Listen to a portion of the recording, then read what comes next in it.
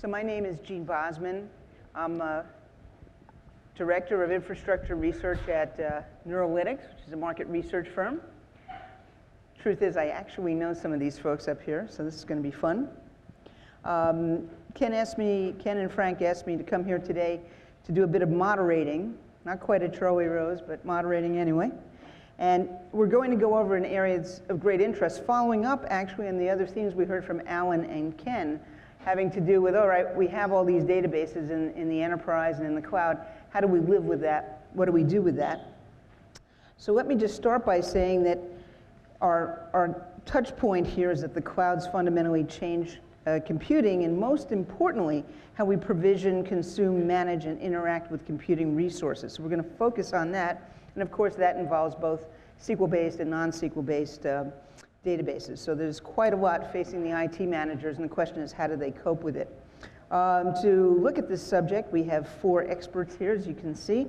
So on my left, starting with that, we have Justin Michaels from Couchbase here, and Justin is solution architect at Couchbase and responsible for driving customer success, actively managing technical deployments, and supporting the Couchbase community. Next, we have Bryan Reinero. He's a developer advocate for MongoDB, right up the street actually, helping the community of users grow, and he helps people optimize their MongoDB for scale and performance, and he was a contributor to Java Driver. Okay, on my right side, we have Brad Topol. He's an IBM Distinguished Engineer in the IBM Cloud Architecture and Technology Group, and in his current role, he leads a development team focused on OpenStack, and he has cross-IBM responsibility for coordinating its contributions to the OpenStack project. And finally, not leastly, we have Matt Lord from Oracle. He's a product manager in the MySQL group at Oracle. Many years of experience in many environments, actually, and he spent the last 12 years working at MySQL. So that's the panel right there. Okay. Well, in thinking about this subject, we wanted to know, how has the consumption of database and database access, how has that changed? I mean, obviously with the cloud, and now with this OpenStack technology through Trove. So I guess the first question, we could just throw it out to everybody, left to right, and see if they could all give a brief answer on this. But given, how did we get to where we are today and having these multiple databases at most enterprises, and even at cloud providers, how did that come about? And then once we know we have them, how do we discover them? How do we visualize them? How do we operate them? And deal with all these databases at the same time, and then how does Trove help us do that? So Justin, do you want to take first crack at that for a few minutes? I think in how we got here, it's about use case. I think that's where a lot of the discussions start as far as when you're in the field and working with customers. I don't think it's a one-size-fits-all type of discussion, and it usually comes down to the application use case. And as far as how we manage that, I think that's what the interesting part about Trove and being able to automate deployments and auto scale different type of clustering technologies. All right. Bryan, you want to try that? I think a lot of it is driven by the fact that services like OpenStack and AWS are providing infrastructure that people just didn't have access to 7 years ago, maybe even not aware of as recently as 5 years ago. And the notion is that if we have access to this infrastructure that we can scale up or scale down as we may need, there's going to be a new desire to leverage that kind of infrastructure, both for performance by scaling out and also by having a need for availability and redundancy in the systems. So in the last decade or half decade, even as it's accelerated, there's this desire to use this infrastructure for large scale data storage and bandwidth. And that means that it's going to, as Justin had noted, it's going to be based on the use case, how you need to scale what you're doing, and when you use systems that are distributed over a cloud platform, management of a distributed system becomes obviously a greater challenge than just a single node. So Trove and in itself, just managing a single distributed system is highly valuable because you can operate on those systems with confidence. But when you get into a multi-database system, being able to manage it all in one interface is going to be super helpful for confidence and deployment. Okay, thank you. Brian? I mean, not Brian. I made my first mistake. Brad, too many B's. All right, go ahead. Thank you for that heartfelt welcome. Thank you. No problem. I love you too. So, how we got here, slightly different take. You know, if you look back in history, and we had centralized databases and really focused on, hey, I've always got to give the right answer back all the time. Transactional systems, very strong consistency, and what we've seen over time is that, okay, there's definitely a lot of that, but then there's a lot of applications, particularly at the cloud level, as we get with greater scale, where availability becomes more important. And so you've seen new databases come about, like CouchDB and others, where they're able to weaken the consistency model and go more of an eventual consistency, which is a little bit less, but still works great for the application, and then really improve the availability, particularly if you have applications that are huge and have to be on a global scale or geographic scale. So that's why you see the multiple databases coming across. The other factors coming into that is some of the newer databases work a little better with mobile applications. They don't worry so much about, oh, do I have the best SQL API ever? They think more about, hey, can I support a RESTful API? Can I support JSON? So that's how you end up with multiple databases and the need for things like Trove to help manage the multiple database types.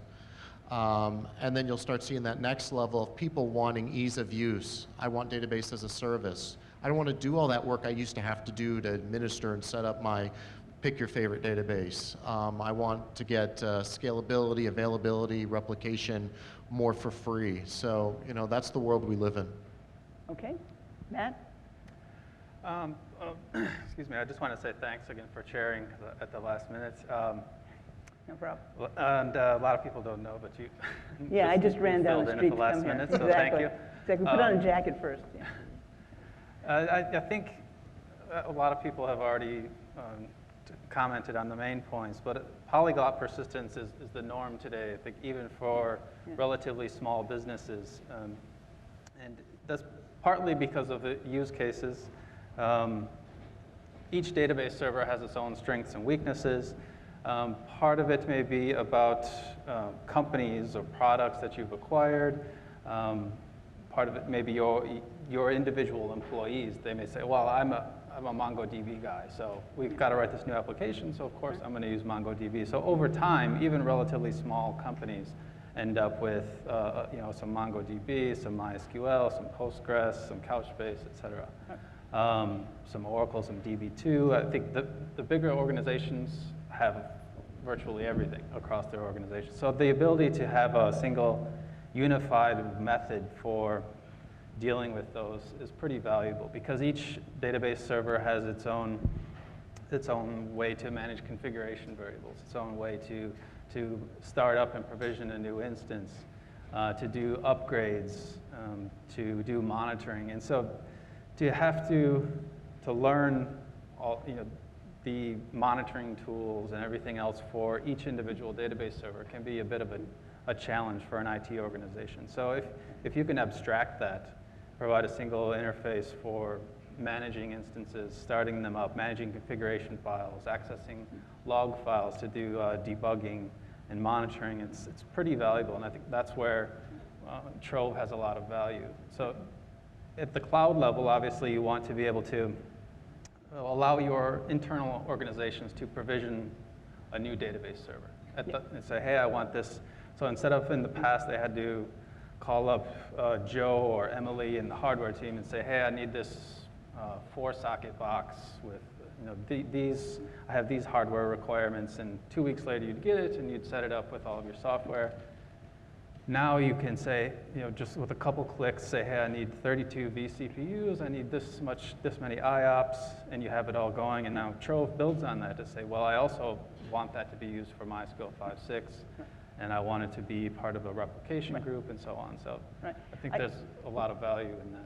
I wanted to thank you for being the first person to use the word polyglot persistence. I did pick up on it at the coffee station, and I know it's becoming a more popular term, but that's very helpful. Coming to your second point, you're talking about skill sets. I think that's really important. I think it's kind of a soft, sotto voce thing here, but essentially, we saw this in the past with database. You know, some people used to work with SQL Server, DB2, Oracle, so on and so forth, and you had to learn each tool.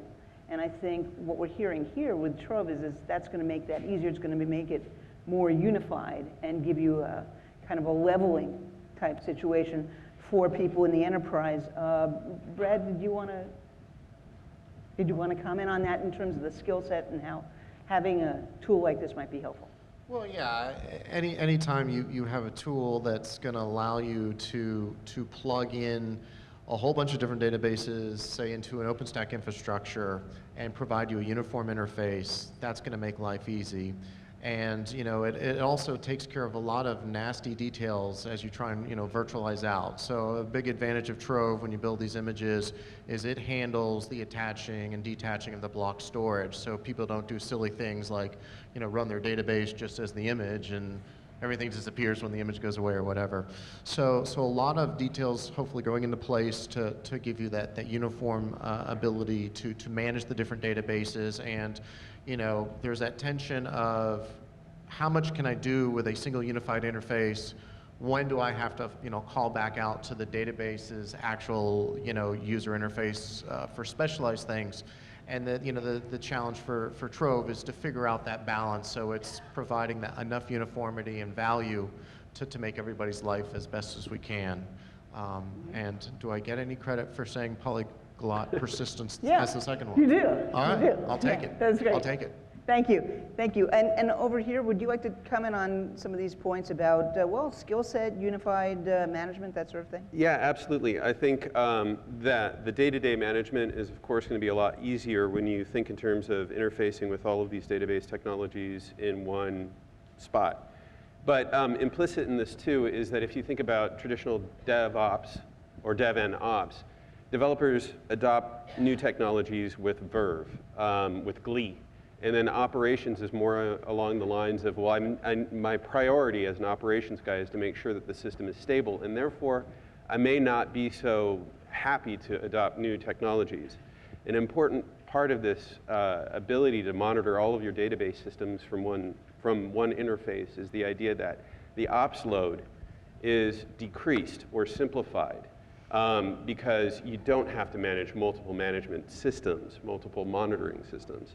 If it all integrates together, it's going to be, you're going to have a capacity to adopt new technologies easier. You'll get less resistance, which is an important part of being agile, being able to foster a polyglot persistence layer that all the kids are into these days with their Wait, that rock was and roll. the third person to mention that. Yeah, It's amazing. I had to be in there. So Justin, you have to go the same way. I won't mention it at all. Oh, okay. But you'll be thinking it. I'll think it. I will. So I think, layer consolidation is important, and I think Trove is, helping at that as far as consolidating these platforms into a common interface. I think that's one of the things that Couchbase is up to as well, and I think it dovetails nicely with, how Trove is approaching, the same, that same approach about choose the tool that makes sense for the use case that you're trying to solve. And then use a tool like Trove to help you kind of manage that animal. Because I don't think anything will necessarily go away. It's just a matter of expanding and being able to support applications that maybe couldn't have existed 10 or 15 years ago. Yeah, I think before the panel, I think, Justin, you were the one who mentioned that there were different kinds of workloads, different kinds of applications, Sure. and even in one workload, in one application, you might be tapping into a NoSQL or SQL database also, right? Mm-hmm. I mean, both. Yeah, we see that a lot with Couchbase. We'll work with relational stores on the back end, just because we come from a caching background. Right. That was kind of where a lot of our foundation came from. And for those that aren't aware, in 2010, Couchbase was formed by the merger of Couch1, which is around the CouchDB project, and Membase, which is from the Memcached project. So Couchbase itself is a consolidated layer of not only a NoSQL persistence engine underneath the covers of a Memcache distributed managed cache. So I think that's one of the things that we're trying to do is make it simpler to manage these large-scale deployments, and a lot of times the persistence, going back to the word that I promised I wouldn't say, where persistence is not only in the caching tier, but also in a relational store on the back end. So I think that's a pretty common type of deployment that we would see. Very good. Now, from where I'm standing, I can see that in the back of Brad's shirt here, it says hybrid cloud. And I have to tell you that every vendor conference I've gone to, there it is. Thank you. Thank you very much. Every conference I've gone to since spring, hybrid cloud has been way up here. It's been really pushed as the lead theme, and I think at this point it's not even controversial that people are doing hybrid cloud. But it does beg a few questions I'm sure you guys would want to answer, and that is, okay, I have my private cloud or my cloud at my site or in my enterprise, and then I have the one over there, maybe just to make it simple, one cloud provider, not more than one. How do I make decisions as an IT manager where to place my database? Where is it going to be, and where am I going to want that database as a service? Any thoughts there as to, I like to say, living around here in Silicon Valley, location, location, location. Where am I going to place some of these important databases, or should I just split them up and divide them? You want to start with that, Bryan? Sure. Okay. So, at IBM we have lots of enterprise customers, and these are great questions that we have. There's a huge number of customers where they've got certain databases that they know exactly where they're going to be, and they're going to be on-prem, right? There's just, HIPAA, and there's all kinds of regulations, and it's, a lot of data that they would never feel comfortable going up into a public cloud. At the same time, and we like to call that systems of record. At the same time, there's a lot of cool stuff that they want to do that, typically has to deal with mobile and keeping track of what's happening and summaries and what have you. And that's data that's a little more free that could go into, say, a public cloud. And if they need it, if it's Black Friday or whatever, and it's a bursting situation, so there's data that can go up in the public cloud or what have you, and they can get the advantages across the two. The key thing with dealing with these types of customers, and this is where OpenStack and Trove and play a role, is how much focus we're putting on OpenStack to enable interoperability. We've got a whole new project, RefStack, that's focused on interoperability, and we've done a whole bunch of work in OpenStack for federation to enable you to get access to different parts using standard protocols. All of this is sort of laying that foundation to give customers that choice and that ability to say, well, here's what I want to run locally, and here's what I'm going to be comfortable with pushing up to different types of clouds, picking my favorite cloud. Very good, very good. On this side, gentlemen, you want to take a hack at that? Yeah, if I may. I think from the keynote, there was an interesting, just as you had mentioned, security is going to factor big into this. Typically, people, when they think about their deployments, about where they're going to put their database physically, it has a lot to do with availability and disaster recovery. But a strong notion about this as well is security aspects, and that you might want to have the flexibility of a private cloud, the flexibility of the cloud and the security requirements of a private cloud. HIPAA compliance, FIPS compliance, all that kind of stuff will factor into it.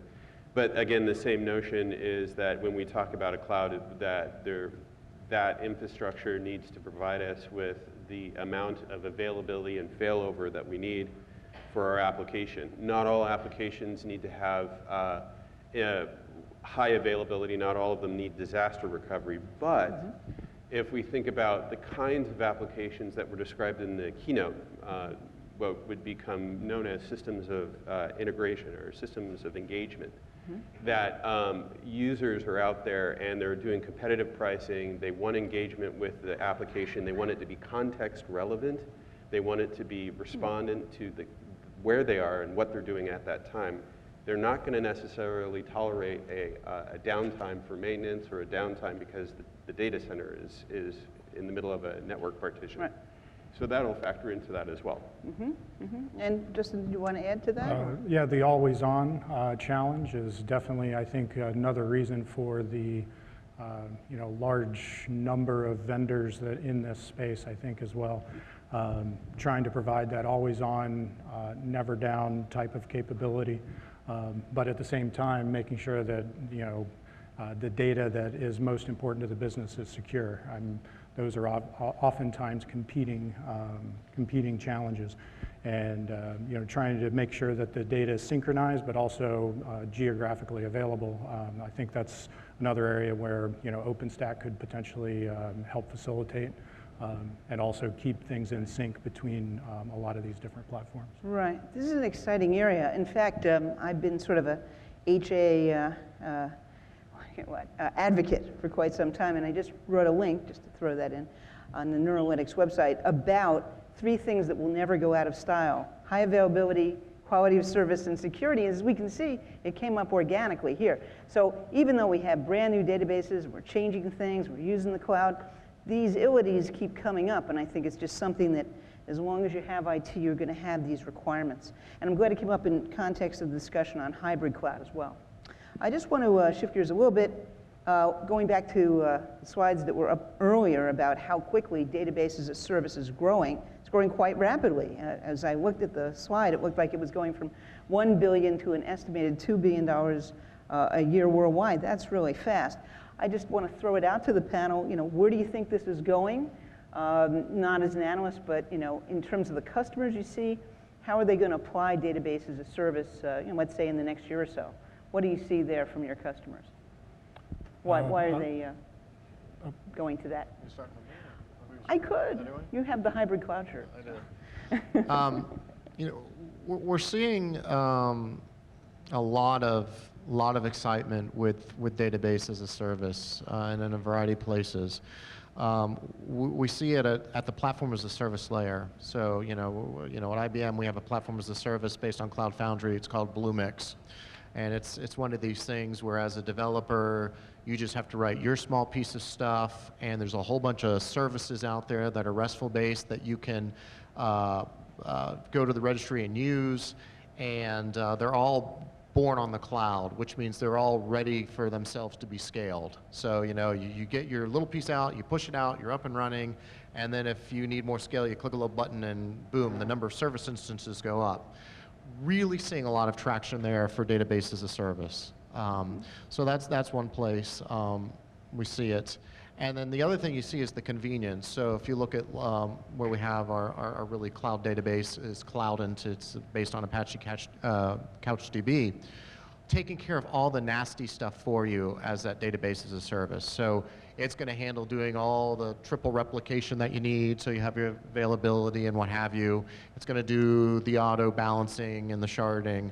So people, I think you're going to see, are going to demand that level of ease of use from their databases. I don't want to be like how it used to be how many years ago, where I had to go get the database admin in person and let's go figure out the tuning, let's go figure out this, and it's going to take 3 months to get going. So much desire to say, hey, I just want to get up and running and be quick about it. Absolutely. Others want to jump in?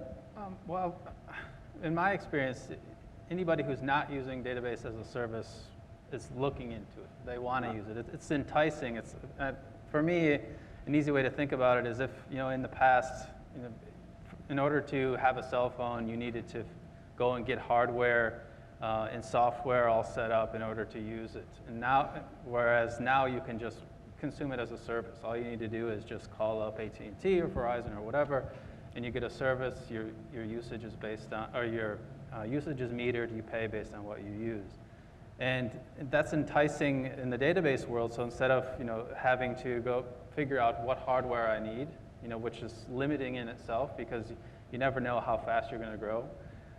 So instead of having to go out, purchase the hardware, get it all set up, get it configured, figure out how you're going to monitor it, you can just consume it as a service. You can say, hey, this is the initial hardware configuration that I think I'm going to need. I want it to be able to scale up and down. I want to have a cluster that can handle failover. I want, it'll manage the creation of the machines that are going to run it. It'll manage the high availability setup, the failover. Yeah. It'll manage upgrades. I mean, it hides a tremendous amount of complexity. Yeah, that from sounds a lot easier organizations. because in my years covering clustering and high availability, the complexity and the difficulty was right up there with why people didn't do it. And you're saying a lot of this is now going to be easier to deal with day to day. Well, at a click of a button, at least for the consumer, the people who are Yeah. going to have to be setting up OpenStack. Behind the scenes, right. They still or have the to. cloud, they have to do Yeah, it. But always true. as a consumer, you can just say, I want a cluster of 5 nodes, I want it to be HA, I want it to DR, and boom, Okay. it's done. And I think that's just incredibly Sounds good. attractive for an application team and the person managing that application Okay. team. I think Brian had a comment. Yeah, the only database as a service, one of the biggest appeals are that I can be a client of this database as a service, and then as a company or maybe a CTO of a smaller company, I don't need to hire out the professional knowledge needed to maintain a database, which is extremely appealing. And of course, the expense, I'm paying for the service, but the expense is amortized with any other client of that service that's also using the same platform, database as a service. One thing to be aware of, though, of course, is that when you deal with cloud solutions, they're going to be subject to noisy neighbor problems. You're sharing infrastructure with somebody else who may be consuming a great deal of I/O bandwidth or RAM. These things can be mitigated. I think as we move into database as a service, it'll be very important for as a client of a database as a service to clearly articulate what your expected load back on the system is so that the provider of the service can know what is normal and provisioned for you. Also articulate what your requirements are for availability, not just uptime, but minimum time to recovery, because we often think of availability and how much the 5 nines, or I'm up the 95th percentile, I'm always up. But when there's a failure on the system, the only thing people really care about is how soon can you recover. So that's part of the thing that we need to be clear about. Database as a service is great. There are challenges as the service provider, so we as clients need to make sure that we articulate our needs to the service provider. Yeah, and speaking of articulation, it's very interesting. Someone noticed earlier, we do have competing database providers here. And so at the same time that we're all cooperating on open source and Trove and everything else, there's also a need for each individual vendor to highlight what their particular data source does, right? So it's kind of a co-opetition thing, is that fair to say? Or what would you, it's both, really. Yeah, I mean, each database at a higher level, we've come to think about the database environment that we're living in right now as being RDBMS and then NoSQL. Yes, right. But even within NoSQL, there's a broad ecosystem of different technologies that operate for different cases with different plus and minuses. A key value store it can be very fast and lightweight, but it accesses a single type of access pattern. The way that you provision a key value store is going to be different than a relational database or something that has indexes that need to be supported. So knowing that difference. The customers need to shop around as well. What's on the back end? All right, and Justin, your comment about either co-opetition or the other point that we Yeah, well, going back to the hybrid cloud discussion, right? I think that kind of dovetails into this, that even if you have the idea of database as a service, more than likely it's going to end up being at a large enough scale, probably a hybrid solution. And most of the larger customers I work with, they're looking at building a database as a service to leverage their existing teams, right? So it's not like you can just continue to go out and hire more and more DBAs or more IT folks in order to support an expanding business. So you're trying to leverage the skill set that you have and trying to leverage that across, more and more applications that you're trying to support. So I think you end up in these hybrid modes, and you also end up with almost an internal database as a service type of approach where no matter which one of the technologies you're talking about, and even ones that aren't represented here, you're probably looking at a way to manage those at a reasonable scale based on resources that you have. And then when you're starting to talk about DR and replication, a lot of times that's where the hybrid cloud could come into play as well. Right, right. So this all seems to be relatively complicated in technical terms. I know as an analyst, we often ask the question, how do we explain all of this to the business managers? Have you confronted that? How do you take all this highly technical material and explain in perhaps simple terms, since the IT people need to talk to the line of business people, we need to buy this or do this or whatever it is. How do we kind of, compress this down and say, what is the business value here? I'd like to hear a little bit more about that, the business value of doing this. And you want to start on the right? Sure. So in general, I think it always comes down to cost, right? So you have reduced cost in that your application teams are able to innovate quickly. They can get the available or the hardware and software that they need up and running in minutes or even seconds versus days or weeks. So they can get what they need immediately. They can easily and quickly scale. But also, there's, as we've touched on a number of other questions, you need far fewer DBAs, far less expertise for each database management server that you use. And I think one other thing that we didn't mention that I think, and it's somewhat related to this, is that Trove is really helpful in a multi-database environment in that it helps you eliminate snowflakes or unique machines. So if you've got n number of database management servers on n different OSs all across your organization, it can be a nightmare for the administration team, the DevOps team. So you have all these snowflakes everywhere. You don't know what you're dealing with, and it really adds a lot of operational costs. So with Trove and with database as a service in general, you can centralize a lot of that. So you can control, well, this is what a MySQL 5.6 database server machine is.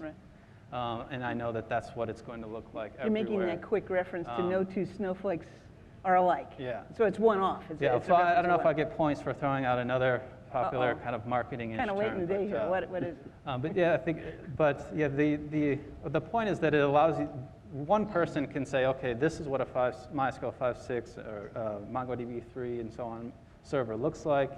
This is how the backups are done. This is the configuration that's used. And you have control over that from a central location. And then you know, okay, across my organization, I may have 5 different database servers in use, but I know that they're all going to look like this. Okay, all right. I think that alone has a huge value. So it all comes down to costs and operational costs for the CIO. So Brad, some more thoughts on business value? So yeah, business value from a couple different perspectives. Obviously, if you've ever seen the Trove UI and how nice it is that you can just pull down and once it's all set up and we've got all our drivers plugged in and what have you, and people have built their images, you can just go down and pick which database and which version of the database that you want and click a button and provision. So if you're going down the path of the businesses starting to buy into wanting to run an OpenStack-based cloud, that is the way to get seamless integration for all your database functionality through OpenStack. But then the business value of being open and the co-opetition is also huge. So think about what a great story it is to the customers to be able to say, listen, this is all based on open infrastructure, OpenStack and Trove. So the reality is there's a large number of vendors that are supporting this. If, God forbid, my company doesn't do a good job supporting you, you can very quickly, easily hop to another vendor or what have you. So there's a lot less vendor lock-in because you're based on something open. And it's been really interesting. It's also another, people don't always see this selling point, but when we go to the customers, there's been such a switch between embracing open technologies, open source software. If you as a company want to hire the best talent, that best talent out there really wants to be working on something that's open source based, open technology based, because that whole notion of being able to do something out in the open and working with other people out in the open, besides getting to go to all the great OpenStack parties, which are awesome, that notion of being able to, people can see your work because of what you've done, and then you can collaborate with all the best people out there. When we work on OpenStack, HP has some incredible people at doing certain parts, Red Hat has incredible people, we have incredible people. You have the best minds coming together to solve a problem that a single company couldn't pull the resources to do. Yeah. And so you put all that together and you really want to convince the customer, you want to be on an open-based approach, you don't want to be locked in, and things like Trove and OpenStack are the way to get you there. Okay, some quick questions here, and then we're going to have the sum up. So, on the business value. Oh, Yeah. The one thing I would say too is that cost is, I think, a major factor, and the calculus of determining how big your cluster should be based on how much bandwidth you expect can be quite complicated. But there's another aspect in thinking in terms of business value is the opportunity cost. When we talk about systems that are going to be based on a polyglot architecture, we're going to be managing multiple databases. We're going to have multiple nodes. Distributed systems in themselves are not the easiest things to manage and reason about. So having a tool that allows you to build these types of systems that are highly capable easily and economically are going to save you the opportunity cost of not being able to perform that feature, perform that function, build the application that customers want. Someone else could eat your lunch on that. So having a system that allows you to manage these systems gives you the capability with confidence to build these systems. And that's a big one. Okay. I guess the only other thing I'd throw out there is, like we were talking about, we inherit a lot from what the business has been up to over the past 20 plus years or whatever. So I think that's one of the approaches where microservices are starting to come into more, building that around something that has existed for a long period of time, and how do I manage that moving forward? And also keep people interested, right? And hiring talent that how do I maintain something that was maybe written in COBOL and it's still written, still running today, right? How do I go out and find somebody that can help me support that as an IT manager? That's important, and creating microservices around kind of the monolithic animal that isn't going away. That's going to be an important important to keep in mind on, how do I continue to support the things that are in my infrastructure, and still be able to provide the flexibility and manpower to be able to do that. Right. Right. So I love that you brought that up, the inheriting thing, because I believe that every time an IT manager walks to a shop, they go, oh my goodness, I've What do got I this have and that now? and the other, Yeah. and you have to actually do a discovery process, an exploration process, an inventory to really see what you have in the first place. So that's terrific insight there, Justin. So I think, based on the time, and if anything's going on over there, there were a lot of things we didn't get to. Everybody's going to be around the rest of the day. We might have talked about Hadoop and containers and security and distributed systems more. We gave you a flavor of database as service, where it's going. So now we come to my favorite part, the lightning round. Okay. So the lightning round is in about a minute or so, all told. What would you like to see? How would you like to see this develop over the next year? If we came back here next year, what would you like to see have happened in this database as a service area, or in Trove particularly? Any things that you're looking for in the next year or two? Who wants to start? I'll just say that I think from a customer perspective, the owning up to that push button deployment, if we could show that for like the 4 of us sitting up here and actually be able to show that a year from now, and production grade, I think that would be that would be a big thing that I think from a customer perspective that people are actually after. Okay. Ryan. Yeah, actually, we have Cloud Manager in MongoDB, which we're working to integrate with Trove, that does have a push button deployment, which is nice. I'm a big fan of developing cultures internally, technology cultures. So I think part of that database as a service type of thing, more discussion about bringing dev and ops together so that they're working in coordination, even if the developers are clients of a database service. Fostering that kind of connection together would be really great. I think it would be beneficial for everybody. Okay, Brett? So yeah, what I'd like to see, and very timely, since one of my contributors to Trove is right sitting there in the 3rd row. There's Ashita, and the other one's on maternity leave. But definitely want to see more improvements in our plugins that we have for DB2 Express C and for Apache CouchDB. Backup, recovery, support and replication, better, tighter integration with Trove. We've got a long way to go there, right? So we've got more to do, and so want to see more done in a year. I'd also hope to see more folks embracing, sort of what Ken and others showed with OpenStack and Trove starting to take off. More people trying it out, more customers seeing it. It can sometimes be a little hard to get started, but there are definitely people that are here to help you get started. If you want the benefits of OpenStack without the headache of OpenStack, there's Blue Box folks over there. They'd love to explain to you how that could happen very quickly and easily and how they can manage all that heartache for you that we're in with trying to get these environments running. All right, and Matt?